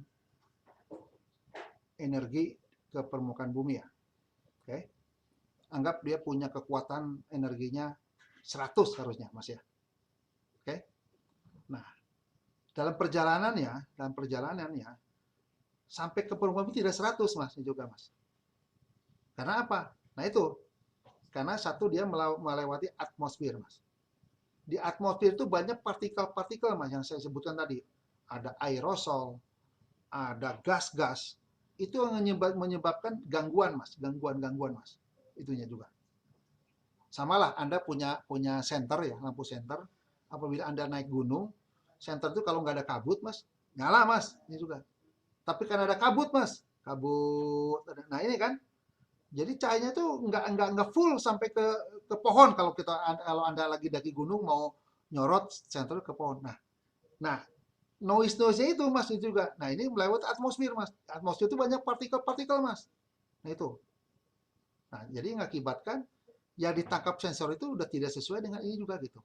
Karena itu. Nah maka dari itu salah satu alasan kenapa nanti dalam pre-processing itu harus dilakukan sebut dengan kalibrasi atau koreksi atmosfer atau koreksi radiometrik ini juga. Radiometer ini juga, radiometrik ini juga. Nah itu Mas ini juga. Jadi meminimumkan noise itu Mas juga. Hilangkan nol sama sekali, jadi meminimumkan itu juga koreksi-koreksinya tuh. Oke. Ya Mas, gitu Mas. Iya Pak, berarti noise yang dimaksud itu tuh kan misalnya kita dari satu wilayah gitu yang diterima atau kepotong wilayahnya atau kurang jelas yang kita dapatkan Pak ya gambarnya atau jenisnya gitu Pak. Noise yang dimaksud Pak. Ya, jadi jelas informasi itunya tidak sesuai dengan ini Mas. Contohnya kan kalau di sinar matahari mengenai suatu objek Mas. Tadi ada reflektasi kan itunya ya. Nah itu kan itu juga. Harusnya nilai reflektasinya itu contoh gini, sinar matahari mengenai rumah Mas ya. Mas punya rumah, punya kebun, sinar matahari mengenai kebun.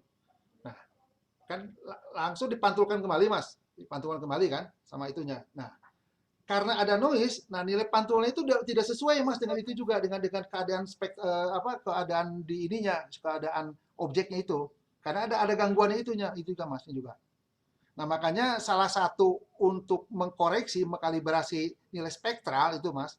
Makanya orang suka pergi ke lapangan, Mas. Pakai spektroradiometer, Mas, itu juga. Jadi objek ya, contohnya vegetasi, daun, dicek radiometer, lalu hasil dari satelit dilakukan ini juga. Lalu dikalibrasi, Mas, itunya. Yang dianggap benarnya yang Anda bawa spektroradiometer ke lapangan ini juga gitu. Lalu ini kan dikalibrasi juga gitu. Itu yang paling koreksi yang paling gampang sebenarnya seperti itu juga. Nah, orang lalu ngembangkan algoritma Mas itu juga koreksi atmosfer dengan perhitungan juga dibikin modeling juga. Nah, makanya banyak kan konsekuensi koreksi radiometer itu atmosfer banyak ini juga untuk ini tuh. Nah, itu Mas sebetulnya juga. Terima kasih, Pak. Ya, oke. Oke, siapa lagi?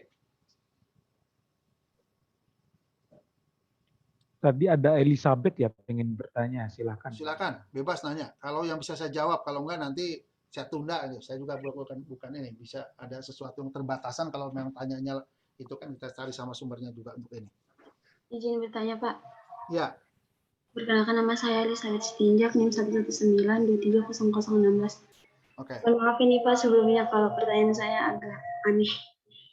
Jadi saya penasaran Pak dengan kerja satelit ini kan katanya kan merekam tuh Pak dengan bantuan cahaya yang dipantulkan ke bumi itu Pak.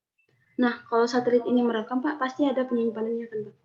Untuk besaran penyimpanannya atau kapasitasnya itu tak terbatas atau ada batasannya Pak? Terima kasih. Gini Mbak, ilustrasi saya nggak tahu ya kapasitas memori kalau bilang card memorinya di satelit saya nggak tahu ya, pastinya nggak tahu Mas. Cuma jelas gini, satu data lenset ya, lenset yang open source lah, satu data lenset. Kalau Sentinel masih ini ya, satu data lenset itu, tolong catat ya, lenset itu kurang lebih 1 giga, Mak. 1 giga. 1 scene. Nah, 1 scene itu cakupannya 180 km kali 180 km. Ya. 180 km kali 180 km itu dengan resolusi spasial ada yang 15 meternya, ada yang 30 meternya, itu 1 giga. Dia punya 12 band. 12 giga. Nah, satu ya. Hitung aja, satu Indonesia ada berapa scene? Kurang lebih ada 50 scene, anggap. 50 sampai anggap asumsi 50. 50 kali 1 giga, 50 giga untuk di Indonesia. Lenset itu sebulan sekali melihat Indonesia. Sebulan 2 kali, per 16 hari sekali. Nah, kalau diakuisisi sebulan 2 kali, Indonesia aja sudah berapa? Dia akuisisi setiap hari untuk seluruh dunia. Nah, itu. Jadi kebayang kalau nggak ada ground receiving yang mau menerima downlink dari satelit. Penuh kan memorinya Pak juga untuk ini. Tapi kan ada pengontrol, sebelum penuh dia udah di downlink, udah dihapusin dulu juga untuk ini tuh. Sama dengan HP Anda lah. Anda selfie-nya juga. Mungkin Anda merek Samsung sekian, kapasitas ada kan semakin memori semakin besar semakin mahal. Satelit itu sama juga gitu. Saya pastinya nggak tahu berapa, cuma kurang lebih itulah ilustrasinya seperti itu. Satu SIM itu 1 giga. Satu itu juga. Nah, itu Pak, itu juga. Oke Pak? Baik Pak, terima kasih ya Pak. Ya, oke ya. Oke, silakan nanya, bebas aja nanya, silakan. Nanya tidak akan mengurangi nilai Ingin Anda. bertanya Silakan. Pak. Silakan. Ronaldo Pak ingin bertanya Oh iya, Ronaldo. terkait ketersediaan data Pak. Misal apakah data yang sudah lampau lama, contoh saya pengen studi kasus tentang luasan pertanian di area Lampung Pak, terkait sawah misal. Tapi saya pengen ujinya itu dari 10 Multitemporal. tahun yang lalu Pak. Ya, multitemporal. Oke. Iya, kira-kira masih dari ketersediaan data kan, mengingat datanya gede itu Pak, apakah dia ada batasan limit per tahun dia harus ada pendataan ulang, jadi data-data di tahun-tahun tertentu tidak bisa diakses kembali, atau itu selalu bisa diakses Pak di setiap tahun ketika lampau 10 tahun yang lalu atau beberapa tahun yang lalu gitu Pak. Makasih Mas ya. Jadi gini Mas, satelit itu ada yang dua Mas ya. Jadi satelit mungkin 3. Coba satelit untuk militer udah nggak usah dibicarakan, ke militer itu rahasia. Satelit komersil dan non komersil Mas. Yang non komersil yang open source Mas. Ya open source Mas. Ya. Landsat awal tuh Landsat berbayar Mas. Landsat itu berbayar. Saya ngambil skripsi dulu masih berbayar Mas juga. Walaupun saya nggak beli, tapi berbayar. Prinsip berbayar Landsat itu.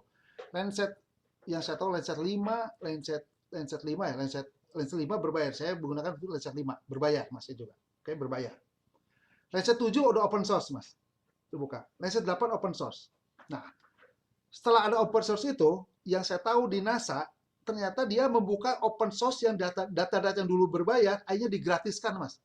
Digratiskan data itu. Di webnya dia digratiskan. Nah, jadi saya tapi nggak jamin bahwa daerah yang Anda lakukan itu apakah ada itunya. Nah, tolong di searching aja di itu juga data-data itu data Landsat. Yang saya tahu data Landsat 5, saya karena pernah juga waktu itu monitoring rawa-rawa yang ada di Jakarta. Landsat 4 masih ada Mas, waktu itu. Ada waktu itu untuk ini juga. Formatnya kalau salah belum geotip karena waktu itu belum ada geotip waktu itu, belum populer lah soalnya juga gitu. Nah, jadi kalau Anda itu sebetulnya sekarang data itu sudah apalagi dengan adanya Google Earth Engine ya, sebetulnya dengan GE itu sebetulnya data-data open source sudah bisa diakses juga. Tapi masuk aja ke webnya itu ke webnya NASA itu juga untuk ini untuk Landsat. Coba cari data-data untuk ini juga. Ada nggak ini juga? Ada, awannya bersih. Itu aja. Kalau optik kan masalahnya problem awan kan. Kadang-kadang ada tapi awannya nggak bersih ini juga kan gitu untuk ini. Nah, itu masih juga. Nah, jadi kalau Anda tertarik sekali, memang saat ini untuk namanya monitoring itu semakin banyak monitoring, semakin untuk memperkuat analisis Anda, apalagi Anda mau pertanian. Monitoring pertanian 10 tahun yang ke belakang. Nah, apakah sawah di Lampung ini menurun atau meningkat juga kan gitu.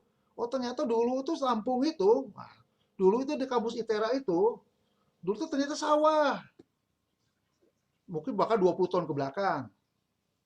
Setelah sawah, ternyata langsung dikonversi dari sawah itu ke kebun karet contohnya atau apa. Lalu sekarang dirubah lagi jadi pemukiman atau perkantoran atau apa. Nah, gitu kan itu bagus sekali untuk ini monitoring juga untuk ini.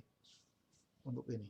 Nah, cuma datanya coba cari aja untuk ini juga. Makanya kalau sekarang mau Anda nanti ya salah satu ininya lah harapan untuk bisa kuliah di situ kan bisa mempelajari lebih lanjut di skripsi itu data dulu, cari dulu Mas. Jangan kita idealis tentang itu tapi datanya nggak ada. Data dulu untuk ini juga.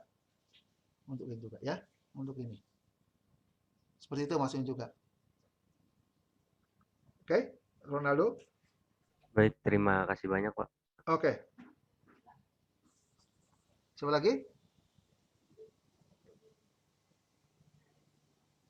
Silakan, bebas. Izin bertanya Pak. Bebas ya, silakan Mas. Izin tanya Pak, tadi di penjelasan Bapak itu Bapak nyebutin kalau salah satu contoh satelit itu Landsat. Kalau ngelewatin Indonesia itu sebulan 2 kali per 16 hari sekali, Pak ya. Ya kurang lebih ya. Ya. Jadi selama kekosongan 16 hari itu, Pak, apakah ada satelit lain yang mengikuti Indonesia? Apakah satelitnya juga seperti Landsat atau seperti apa ya, Pak? Satelit banyak Mas, nggak Landsat aja. Itu kan orbitnya berbeda, time revisitingnya berbeda, itu juga. Satelit itu banyak Mas. Itu salah satu Landsat yang 16 hari sekali. Data belum ada Spot Mas. Spot bisa 3 hari sekali, 4 hari sekali. Bahkan ada satelit yang sehari 2 kali Mas. Ini juga. Comsat kalau nggak salah tuh, Comsat sehari 2 kali Mas, pagi dengan sore juga. Itu salah satunya untuk meminimumkan awan itu juga untuk ini. Ada masih juga. Jadi banyak sekali satelit. Contohnya satelit yang 8 luncurnya juga. Saya lupa berapa hari sekali ya. Kurang lebih ada time revisitnya tuh 16 hari sekali, ada yang 18 hari sekali, ada yang 10 hari sekali juga. Tergantung nih juga untuk ini juga. Saya maaf lupa sih nggak itu. Cuma yang saya tahu kurang lebih Landsat itu 16 hari sekali. Saya lah 16 hari sekali untuk ini juga. Jadi setelah Landsat, mungkin bahkan sekarang Landsat ada yang berbarengan juga Mas itu juga. Landsat ini sekarang juga mungkin berikutnya ada Spot juga, ada QuickBird, macam-macam nih juga. Makanya kalau saya dulu kalau dulu mau itu data tuh ada yang berbarengan hari berikut, ada hari sama Mas juga. Oh ini ada Spot, ini ada Landsat. Hari yang sama Mas itu juga untuk ini tuh. Jamnya aja berbeda untuk ini juga untuk ini. Ada Mas itu juga gitu. Kalau lihat kalau boleh digambarkan di atas tuh penuh di satelit itu Mas, ini juga kita, ini juga di atas tuh untuk ini. Jadi benar juga pertanyaannya. Jadi bukan hanya Landsat aja yang akuisisi itu. Data yang lain itu ada, satelit yang lain ada Mas itu juga. Oke? Gimana? Baik, Pak. Terima kasih, Pak. Oke, siapa lagi? Mbak-mbak nih siapa? Dewi Nawang. Oke, Mbak Dewi, silakan. Misalkan di Indonesia, di bagian bumi kan ada yang tidak tersinari matahari, Pak. Nah, itu dibantu dengan cermin untuk tersinari cahaya gitu. Nah, kalau di situ ada koreksi tambahan nggak sih, Pak, terkait pencahayaannya itu atau bias tambahan gitu? Gimana? Kurang jelas, Mbak, suaranya, Mbak. Minta ulangi, Mbak. Maaf nih sinyal saya nyari. Jadi gini, Pak, kan di beberapa bagian bumi ada yang tidak tersinari matahari. Nah, itu kan ada di Norwegia itu dibantu oleh cermin sebagai bantuan cahaya. Nah, itu mempengaruhi hasil citranya nggak sih, Pak? Ya, kalau hasil citra pasti, Mbak, sangat mempengaruhi sekali, Mbak, ini juga untuk itu, Mbak. Dibantu. Memang ada daerah-daerah, sebetulnya ini ya, kalau nggak salah tuh, karena kita sunskor itu ada bagian-bagian tertentu yang nggak tersapu sama satelitnya juga. Karena sifat itu kan nggak ini, Mbak, juga apa? Nggak ini ya. Ada bagian tertentu kalau nggak bagian utara, Norway kan bagian utara sekali Mas, juga Norway kan ada bagian selatan juga gitu. Nah itu kalau dibantu sama ya namanya gini ya, namanya kalau terangnya buatan lah dengan itu ya ada juga pengaruhnya sebetulnya Mbak, itu juga sebetulnya saya setuju juga sih sebetulnya pasti ada pengaruhnya Mbak juga gitu. Contohnya gini aja. Di Norway itu dengan bantuan cahaya buatan itu apakah seterang yang matahari seperti siang ini kan enggak juga kan sebetulnya kan gitu. Jadi pasti ada pengaruhnya untuk ini juga gitu, untuk ini juga. Nah, mungkin bahkan kalau untuk proses-proses daerah-daerah itu mungkin ada algoritma tertentu untuk meminimumkan kekurangan cahaya itunya juga. Tapi kalau pengaruh pasti ada Pak, menurut saya ada juga pengaruhnya untuk itu. Untuk ini juga. Kalau nggak salah Norway itu nggak ada yang nggak ke ini, Mbak. Norway itu ada itu apa? Itu kan dia tuh sepanjang itu kan daerah kutub ya, daerah kutub kan sebanyak itu juga, itu apa? Ini juga untuk ini tuh. Norway ini juga. Itu Mas, ini juga. Baik, terima kasih Pak. Oke, coba lagi. Pak, izin bertanya Pak. Silakan. Saya ingin bertanya tentang ini Pak, perbedaan yang signifikan tentang fungsi geostationary satelit dengan Earth observation satelit itu apa ya Pak? Ini aja Mas, kan kayak geostationary itu kan sebetulnya posisinya itu kan untuk satelit komunikasi Mas ya. Satelit palapa itu kan berarti dia itu kan kecepatan satelit dengan bumi itu sama Mas. Jadi seolah gini, yang saya tahu tuh satelit palapa itu berada di atas Maluku Mas. Ya. Jadi dia ngikut terus Mas, ngikut terus ya. Terus gitu. Ya tujuannya karena dia supaya fix di situ karena dia buat terus komunikasi terusnya juga gitu. Itu. Nah, jadi sebetulnya fungsinya itu sebetulnya tergantung fungsi untuk apa itu. Nah, kalau sebetulnya untuk satelit pengamatan bumi yang seperti kita ini juga itu nggak perlu pakai geostationary juga gitu. Ya saya repeat aja tiap hari untuk mendapatkan bumi juga. Nah tapi kalau yang nama itu dia memang gini, satelit itu kan kayak sebetulnya kayak apa ya, kayak parabola lagi kan. Kita komunikasi itu kalau satelitnya itu nggak ada di tetap, nggak akan nggak kan gini. Saya tuh nelpon kemana? Saya nelpon melalui BTS ke satelit. Nah seperti itu, atau bank juga kan. Jadi dari bank itu ATM-nya kan gitu. Dari bank komunikasinya langsung ke satelit sampaikan lagi. Nah, kebayang nggak satelitnya kalau satelitnya nggak fix di situnya juga, ya akan terjadi nggak akan terjadi tidak lancar dalam komunikasi satelit itu juga gitu. Jadi maksudnya tergantung dari penggunaan itu juga. Jadi kalau makanya yang geostationary itu diususkan untuk satelit cuaca, satelit untuk komunikasi, nah, itu sebenarnya juga gitu. Jadi orang meluncurkan satelit itu sebenarnya buat apa dulu nih juga, buat apa nih juga kan gitu. Nah, terus ada nggak satelit yang yang arus edarnya nggak barat, nggak utara selatan? Ada juga, yang timur barat ada juga, tergantung itu juga. Terus saya lupa ya satelit apa yang ada yang itu juga diluncurkan itu malah barat timur juga. Israel kalau nggak salah tuh saya pernah baca tuh ini juga untuk ini. Nah, makanya nanti di dalam EDA satelit untuk menutupi dalam satu ada sila ascending descending, utara selatan, selatan utara. Nah, itu ini juga untuk nutupin seperti itu juga. Nah, tapi nanti di ascending descending itu biasanya di radar untuk ini juga nutupin ini. Nah, gitu aja Mas untuk ini Mas ya. Pak, izin bertanya lagi Pak. Silakan. Ada nggak sih satu satelit yang sudah mencakup tentang mungkin untuk komunikasi juga, untuk Earth observation juga gitu Pak? Ada nggak Pak? Yang mencakup? Yang double itu saat itu belum, karena ketinggiannya berbeda Mas, yang itu juga. Geostationary itu 36.000 km. Satelit pengamatan bumi itu hanya 700 km Mas. Kalau semakin tinggi, nah itu tinggi. Kita kan sebetulnya kalau resolusi spasial tuh identik sama sama berbanding terbalik sama ini ya, sama apa ya? Berbanding lurus sama ketinggian kan, semakin rendah tinggian semakin objeknya kan semakin detail ya Mas ya. Kalau 36.000 komunikasinya ada apa ya nggak bisa untuk ini juga terlampau ini juga apa kondisi peruntukannya lain Mas juga. Jadi begitu penduduk lain pasti dia milih orbit ya, seperti apa orbitnya juga untuk ini. Itu Mas untuk ini juga. Baik Pak, terima kasih Pak. Oke. Siapa lagi? Azira, Ronaldo, Yesi, Muhammad Giovanni. Izin bertanya Pak. Yo, siapa? Silakan. Saya Muhammad Giovanni Pak. Saya mau tanya tentang downlink tadi Pak. Itu tuh jaringan yang digunakan untuk transfer data itu atau ada jaringan sendiri atau jaringan internet Pak? Dan kecepatannya transfernya itu berapa ya Pak? Mengingatkan ukuran datanya besar gitu Pak. Kalau downlink itu saya juga nggak tahu ya kecepatannya, mungkin udah nggak pakai internet ya. Itu downlink dari satelit ke satelit itu mungkin via gelombang tertentu untuk downlinknya masih udah nggak pakai internet itu juga untuk ini. Karena itu antara satelit dengan receiving station ini juga untuk ini tuh satelit dan receiving station downlink aja juga. Berapa kecepatannya saya nggak tahu ini juga untuk itu saya awam juga untuk ini. Yang jelas hitungan detik udah ke downlink juga kan. Jadi saat masih dia lewat downlinknya sangat cepat sekali dengan ini juga gitu. Hitungannya detik malah juga kan satelit itu cepat sekali ini juga gitu. Hitungannya detik udah ke downlink semua juga. Se-Indonesia Indonesia begitu lewat 8 udah nerima ini juga di pare-pare ini juga. Jadi cepat sekali ini juga kapasitas juga. Mungkin kalau satu Indonesia aja sebetulnya ngekosongkan nggak ada masalah sih sebetulnya juga. Tapi kecepatan berapa saya nggak tahu juga untuk itu.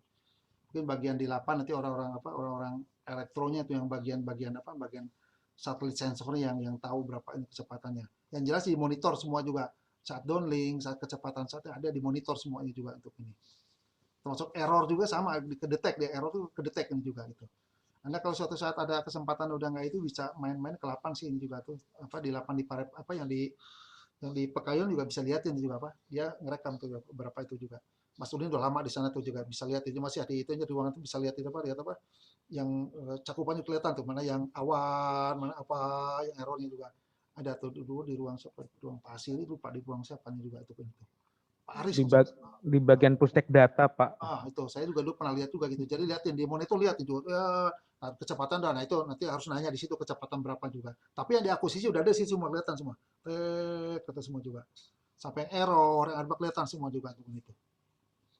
Itu. Di 8 di Pekayun ada ini juga gitu. Suatu saat lah mudah-mudahan ITERA bisa berkunjung ke sana lah untuk apa? Apa ya? Bukan wisata sekalian inilah, education wisata lah ke sana untuk itu, ke 8 juga untuk ini. Ya, gitu Mas untuk juga. Bisa lihat, bisa ditanya di 8 bisa tanya lah data apa gimana itu kan.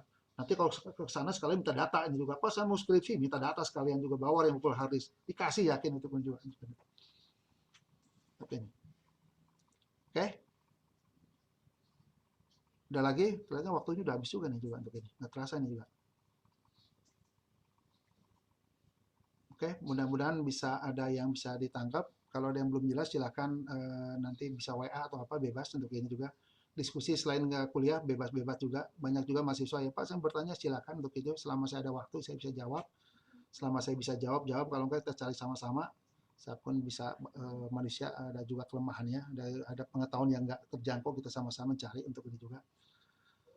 Mungkin itu aja mungkin Mas Ulin yang bisa saya sampaikan. Mohon maaf kalau kemarin ada yang overlap sama bahan kuliah yang udah Mas Ulin sampaikan. Baik Pak, terima kasih Pak Rian. Mungkin sebelum ditutup kita coba screenshot kehadiran hari ini Pak untuk bukti perkuliahan. Mungkin saya mulai di slide pertama saya Pak, mungkin 1, 2, 3. Bentar.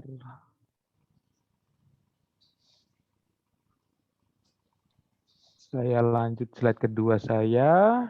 Oke, 1, 2, 3. Di slide ketiga saya. Oke, 1, 2, 3. Mas Mahadi itu bagus background-nya, boleh minta saya nih background-nya. Boleh Pak, nanti saya kirimi Pak. Saya background-nya masa kulkas background-nya. Di slide keempat saya mungkin. Oh maaf, ini mati ternyata boleh Pak nanti dikirim Pak. Baik, sudah saya screenshot untuk kehadiran hari ini. Mungkin dicukupkan Pak untuk perkuliahan hari ini ya Pak. Oke, insya Allah besok. Tapi ini bukan Mas ini kan besok lain lagi kan yang aktif. Besok lain Pak, penginderaan jauh aktif beda Pak. Mereka belum mengambil. Oke. Terima kasih ya adik-adik semua perhatiannya Mas Ulin, Mas Mahadi, makasih ya. Mohon maaf kalau ada kekurangan. Oke. Siap. Terima kasih Pak semua ya. Rian. Izin live ya. Assalamualaikum. Ya, terima kasih Pak. Mungkin Pak untuk persiapan praktikum ya, besok kita praktikum, tapi nanti kita masih online ya. Pertemuan pertama, software-software yang sudah saya infokan di grup itu tolong sudah terinstall ya, sudah terinstall. Jadi nanti malam ini saya coba, atau nanti sore saya coba kirimkan dataset citranya, sehingga kalian bisa mendownload. Seperti itu, sehingga nanti kalian tidak susah-susah mendownload ya. Kalau yang pertama nanti ya mungkin datanya cukup gede ya. Jadi nanti silakan cari tempat download, ada sekitar 5 sampai 6 gigaan ya. Nah, nanti itu tolong kalian cari, dan perlu saya pastikan bahwa nanti ketika praktikum sudah masa hybrid, walaupun itu online walaupun itu offline, tidak akan ada perbedaan tugas, jadi bobotnya tetap sama ya, seperti itu. Pak Mahdi ada mau ditambahkan Pak Mahdi? Mungkin untuk saya tambahnya ini aja, nah ini bisa dijadikan tugas juga supaya semuanya mencari ya sama-sama. Nah coba cari video terkait tadi ada geostasioner dan lain-lain itu ya, orbitnya satelit. Nah coba cari, nah kemudian dari situ cari definisi-definisi dan kemudian dibikin menurut bahasa kalian sendiri supaya lebih paham, karena saya lihat tadi mungkin terkait orbit tadi sangat penting karena juga berpengaruh. Ada beberapa pertanyaan tadi ya, terutama tadi pertanyaan terkait fungsi. Nah, sudah dijelaskan juga dengan Pak Rian tadi, namun jika lebih baik, karena sulit untuk dibayangkan ya, terutama apa namanya, karena kita online juga kan. Nah, coba dicari videonya banyak terkait arah orbit tadi. Nah, arah orbit tadi dicari videonya, kemudian dicari definisinya. Nah, kemudian setelah cari definisinya, kalian juga harus membuat kesimpulan menggunakan bahasa kalian sendiri masing-masing. Sehingga nanti setiap orang akan berbeda hasil kesimpulannya. Apa itu orbit A, apa itu orbit B, nah itu simpulkan sendiri pakai bahasa masing-masing sendiri. Ya, tidak ada yang sama berarti, artinya tidak ada copy paste. Nah, terakhir sebutkan sumbernya. Kalau itu video ada linknya, kasih linknya. Oke? Ada yang kurang jelas dari tugasnya? Silakan ditanyakan. Sudah jelas semua? Saya recap sedikit. Satu, tadi cari penjelasannya. Saran saya cari videonya. Ya. Nah, kalian cari definisinya, kemudian kalian bikin kesimpulan pakai bahasa sendiri. Nah, selanjutnya sebutkan sumbernya. Bahan materi yang kalian ambil tadi dari mana saja. Sama mungkin ini Pak, minggu lalu kan sebenarnya sudah saya minta untuk merangkum ya terkait itu. Cuma mungkin ya adik-adik mahasiswa ini hanya copy and paste ya. Karena itu kan tugas ya minggu lalu ya, teori tentang satellite orbiting ya dan contoh-contohnya seperti apa. Nah, mungkin nanti coba dilebih dalamkan tentang satelit orbitingnya itu, kalau untuk penginderaan jauh itu yang mana? Seperti itu ya Pak mungkin Pak. Untuk ini ya, penginderaan jauh. Iya, betul. Karena nanti akan berbeda ketika kita berbicara satelit positioning, satelit komunikasi kayak gitu. Karena untuk penginderaan jauh yang mana seperti itu. Baik, betul. Nah, berarti tadi ya tambahannya, tadi cari penjelasan definisi terkait jenis-jenis orbit. Nah, kemarin juga sudah. Nah, kalau ada yang nanya berarti mungkin copy paste, jadi belum sempat dipahami. Nah, sehingga ada kesimpulannya. Nah, kesimpulannya harus menggunakan bahasa kalian sendiri. Berarti tidak ada yang sama. Kalau ditemukan yang sama berarti copy paste. Nah, yang ketiga tadi dari Pak Ulin tambahannya. Tadi Mas? Yang kaitannya untuk penginderaan jauh itu sebenarnya yang mana orbiting itu ya? Yang mana orbit yang mana yang digunakan untuk data penginderaan jauh. Nah, dijelaskan. Ya, jadi yang mana kemudian dijelaskan kenapa kok pakai yang itu begitu. Nah, nanti bisa penjelasannya bisa menggunakan perbedaan-perbedaan fungsi tadi. Nah, kemudian yang keempat sumber. Jangan lupa sumber. Oke. Sudah ya? Ada pertanyaan? Izin bertanya, Pak. Ya, silakan Mas Marius. Untuk lama pengerjaannya berapa lama ya, Pak? Berapa lama Mas Ulin? Kita? 2 kali 24 jam cocok Pak kayaknya. Oke, baik 2 kali 24 jam. Nanti formatnya seperti biasa Mas Ulin ya? Iya, pakai Word aja nanti. Ya, ini nama ruangan ya, RARB-nya dipisah ya. Oke. Ada lagi? Izin bertanya Pak. Ya. Terkait yang data untuk hybrid kemarin Pak. Misalkan kan saya kemarin udah ngisi Google Form Pak. Terus saya udah juga melakukan vaksin 2 kali dan belum ada ya, kayak kena COVID juga Pak. Itu kira-kira bisa mengajukan ke BPAKB-nya nggak Pak? Maksudnya gimana? Kamu belum isi?